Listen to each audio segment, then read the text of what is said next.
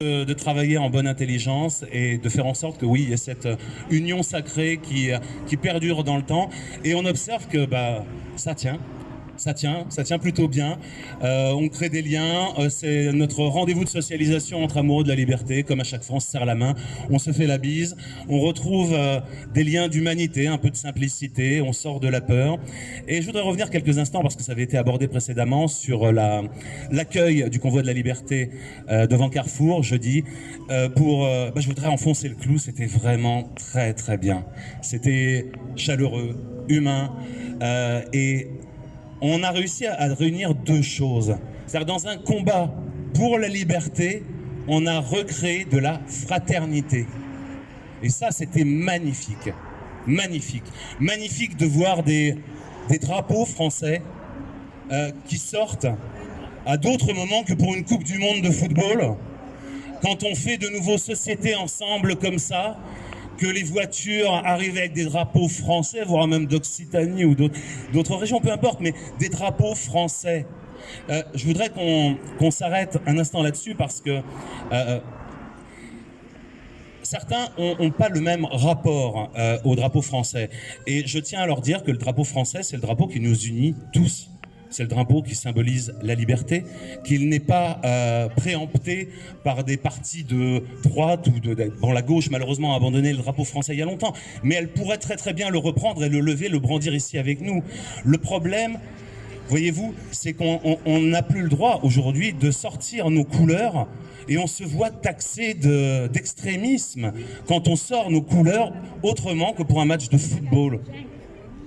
Je trouve ça étrange, j'appelle ça une véritable régression. Justement, ce drapeau, il est apolitique, ce drapeau, c'est le drapeau de ceux qui sont morts avant nous pour nous garantir une liberté, une souveraineté.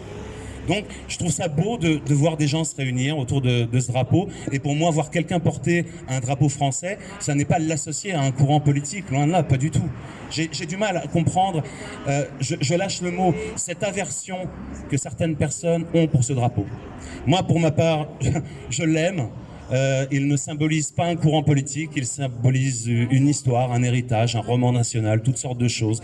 Et il nous rassemble. Donc, c'était très très émouvant, et j'ai noté, je reviens donc à l'accueil du convoi de la liberté jeudi, très très émouvant, et j'ai noté que les journalistes, pour une fois, prennent la mesure de la séquence historique qu'on est en train de vivre et se déplacent.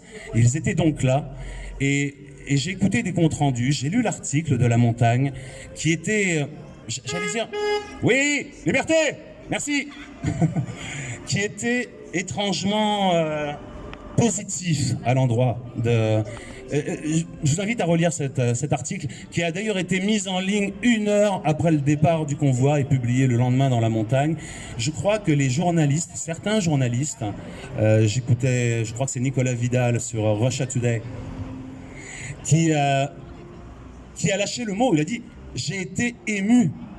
Et personnellement, jeudi soir, avec des amis qui étaient présents, dont vous faites partie pour certains, vous étiez nombreux à être là, on était émus de voir 300 personnes agiter des drapeaux dans la bonne humeur pour accueillir ce convoi. Et c'est le fer de lance de notre action, ce convoi. Alors, on n'est pas très très nombreux aujourd'hui, mais pour une fois, ça ne nous chagrine pas. Parce qu'on sait ce qui est en train de se passer au niveau national sur les routes. Et on sait que nous, on est très utiles ici à maintenir la permanence, à dire aux véhicules qui passent, oui, on sera toujours là pour se battre pour la liberté. Et on laisse nos camarades qui le peuvent, qui le veulent, faire ce convoi et se battre pacifiquement pour cet idéal. Et je reviens sur ce drapeau, eh bien il était surreprésenté dans tous les véhicules. Tous les véhicules avaient un drapeau français, donc on n'est plus dans une histoire de politique partisane. On est sur une défense des valeurs fondamentales de notre pays. Et on a déjà réussi à cocher 2 cases, liberté et fraternité. Et je pense qu'on est en bonne voie en s'attaquant au pouvoir oligarchique, en s'attaquant à Macron, pour rétablir le 3e, l'égalité. C'est ce qui nous manque. Mais on a déjà coché 2 cases. Il faut qu'on continue comme ça. Alors après, à l'attention des personnes que je respecte, dont je respecte l'approche bien sûr, mais qui ne croient pas à la politique et qui ne croient pas aux débouchés institutionnels. Eh bien, je vais faire des efforts on va tous faire des efforts pour vous convaincre, parce que c'est la politique qui nous a mis dans cette merde, et c'est la politique qui va nous en sortir. Ce n'est que la politique qui va nous en sortir. Et le drame de cette crise, voyez-vous, parce que ça, je le répète, depuis un an, on a commencé à organiser des manifestations le 6 janvier de l'année dernière. Et je le répète à chaque fois, parce que j'invitais tout le monde. Le problème, c'est pas que les partis politiques participent. Le problème, c'est qu'ils ne sont pas là. C'est ça le problème.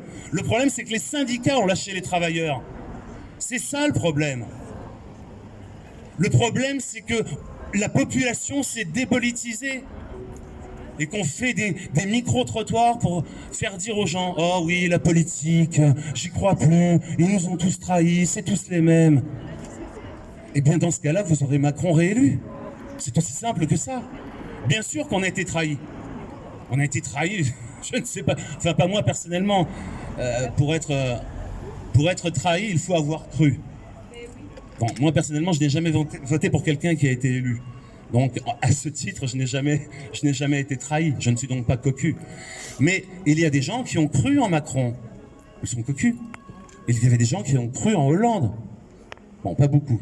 Tout le monde voulait dégager Sarkozy. Mais il y a des gens qui ont cru en Sarkozy et ils ont été déçus. Il y a des gens qui ont cru que leur vote pour le rejet de la Constitution européenne de 2005...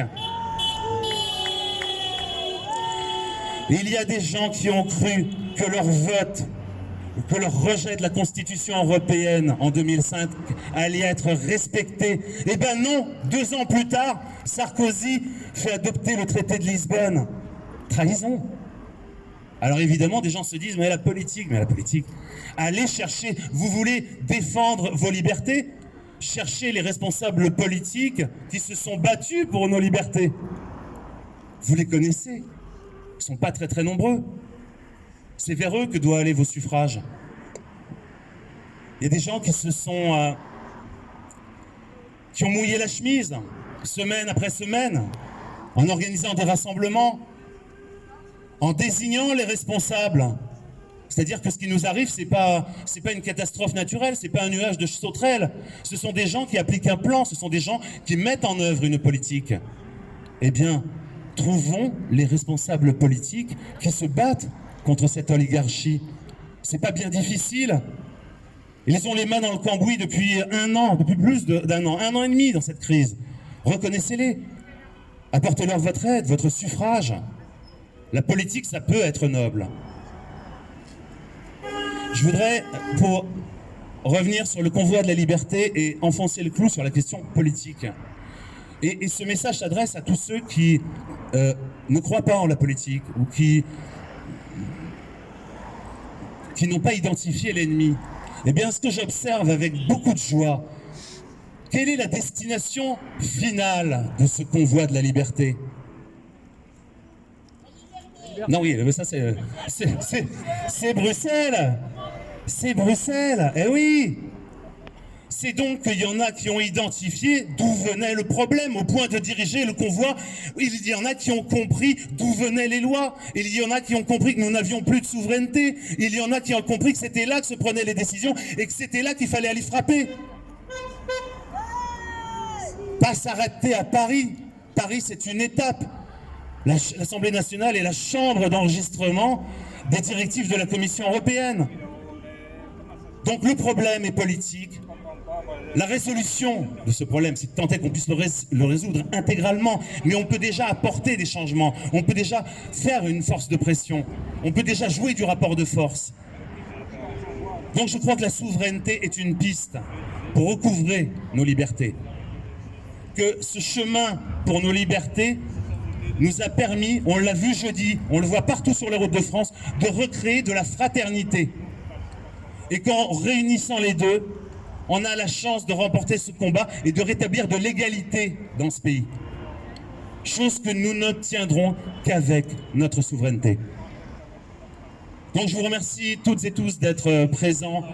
On ne s'attend pas à des victoires rapides. Je l'ai dit à de multiples reprises. C'est un combat qui va être long. On observe que que notre psychopathe de Macron règle cette campagne comme du papier à musique, s'apprête à lever les sanctions. On a l'impression d'être dans un jeu sadomasochiste.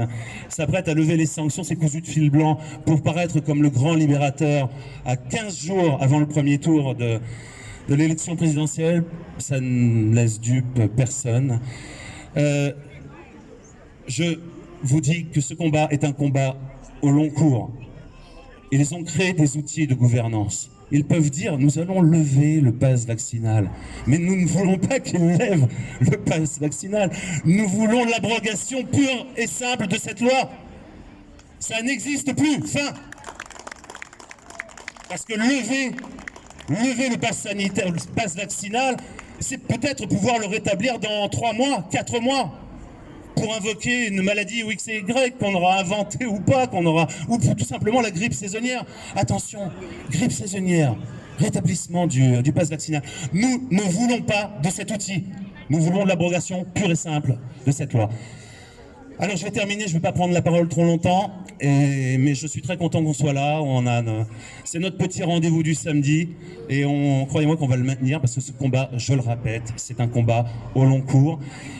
Il aurait au moins eu un avantage, c'est qu'il nous aura permis de nous rencontrer les uns et les autres et de commencer à tisser des liens. Et rien que de ça, je suis reconnaissant. Voilà. Et nous allons organiser un repas patriote. Vous avez été mis au courant, certains étaient là, d'ailleurs vous étiez nombreux à être présents. On était 50 au repas patriote, 50 personnes. Ouais. Et repas patriote dans l'Union sacrée. C'est-à-dire c'était organisé par un parti politique parce que, vous le savez, si c'est un parti politique qui organise, c'est considéré comme une réunion politique et donc c'est exempté du pass. Donc on a joué de ça pour inviter tous les amis à manger. Enfin, on n'a pas réglé l'addition parce qu'on n'a pas les moyens, mais on a tous fait un repas sympathique, humain. On s'est régalé. Et il y avait des gens qui étaient adhérents les patriotes, il y avait des sympathisants, et il y avait des gens qui ne pensaient pas comme nous, mais qui aiment le drapeau français, des gens qui aiment la liberté, et tout le monde a parlé avec tout le monde, et on n'a pas fait un discours politique, partisan, votez pour moi, non. On était là dans la simplicité, dans l'humanité, à recréer des valeurs et à passer un super bon moment. Donc je vous annonce déjà, je voulais terminer par une bonne nouvelle. C'est la seule que j'aurais à vous annoncer véritablement. Mais au mois de mars, on va refaire un repas patriote et on va l'organiser un petit peu mieux. On fera ça vraiment 15 jours à l'avance. Ce sera un peu plus préparé, un peu moins spontané. D'ailleurs, les personnes, on a mis en place une petite cagnotte pour les personnes qui manquent de moyens parce que c'était un repas à 20 € et donc il y a des personnes qui n'ont pas pu régler. Donc on a réglé, on s'est arrangé entre nous que le manque de moyens ne soit pas un obstacle. Maintenant, on peut jouer de la solidarité entre nous, comme on l'a vu sur le convoi de la liberté, énormément de solidarité. Et donc, on va faire en sorte que tout le monde puisse participer. Vous savez, il y a des résistants qui viennent fréquemment au rassemblement, dont une soignante avec laquelle j'ai discuté, qui a 3 enfants et qui a été suspendue sans salaire. Donc il est tout à fait hors de question qu'elle soit privée de ce repas et de ce moment où elle peut trouver de la chaleur et passer un bon moment. Donc on va recréer du lien, recréer de la solidarité.